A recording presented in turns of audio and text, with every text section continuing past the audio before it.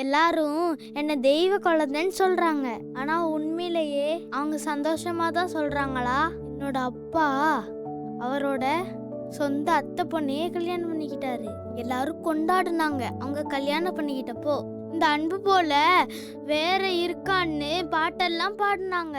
ஆனா டாக்டர் என்னைக்கு எனக்கு ஆர்டிசம்னு சொன்னாரோ அன்னையிலேருந்து ஒருத்தர் கூட எங்க வீட்டுக்கு வரவே இல்லை. நிறைய நேரம் நான் கத்துவேன், சுத்தி சுத்தி ஓடுவேன். நீங்க என்ன கூப்பிட்டா கூட நான் அதை பார்க்காம மறந்து போயிடுவேன். நான் சேட்டை பண்றேனா, எனக்கு என்ன பண்ண தோணுதோ அதைத்தான் நான் பண்ணுவேன். எல்லாரும் இதை விதின்னு சொல்றாங்க, உன் அம்மா அப்பா பண்ண தப்புன்னு சொல்றாங்க. என்னவா வேணா இருக்கட்டும், ஆனா அனுபவிக்கிறது நான் தானே.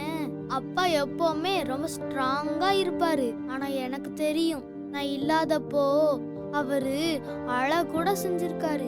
அம்மா என்ன பார்த்து பார்த்து சிரிச்சா கூட நிறைய நேரம் என்ன பார்த்து தூங்காம உட்காந்துட்டு இருப்பாங்க. நான் கேட்டனா இந்த வாழ்க்கைய வேணும்னு, எனக்கே இப்படி ஆயிடுச்சே, உங்களுக்கும் இதே வரணும்னு ஆசையா?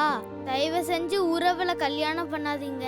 உங்க எல்லாத்துக்கும் தெரியாத ஒரு உலகத்துல நான் வாழ்ந்துகிட்டு இருக்கேன். இன்னும் எத்தனை பேர் என்ன மாதிரி வாழணும்னு நினைக்கிறீங்க? நீங்கள் பார்த்தது ஒரு குடும்பத்தின் பிரச்சனை மட்டுமல்ல, இது ஒரு சமுதாயத்தின், நமது நாட்டின் பிரச்சனை. நாம் உறவில் திருமணம் செய்யும்போது இந்த குழந்தைகள் பாதிக்கப்படுகிறார்கள். ஒரு பிறப்பிலேயே குறைகளோடு இருக்கின்றன. இது மரபணு ரீதியாக, அறிவியல் ரீதியாக இது தவறான செயல்பாடு. இது அறிவியல் தெரிந்த எந்த மருத்துவரும் இதை கூறுவார்கள். இதை நமது எல்லா கிராமங்களிலும் எல்லாரும் உணர வேண்டும். அது உணர்ந்து அதன்படி நடக்க வேண்டும். இளைஞர்களிடம் வேண்டுவது ஒன்றே தான், உறவில் திருமணம் வேண்டாம். தயவு செய்து உறவில் திருமணம் வேண்டாம்.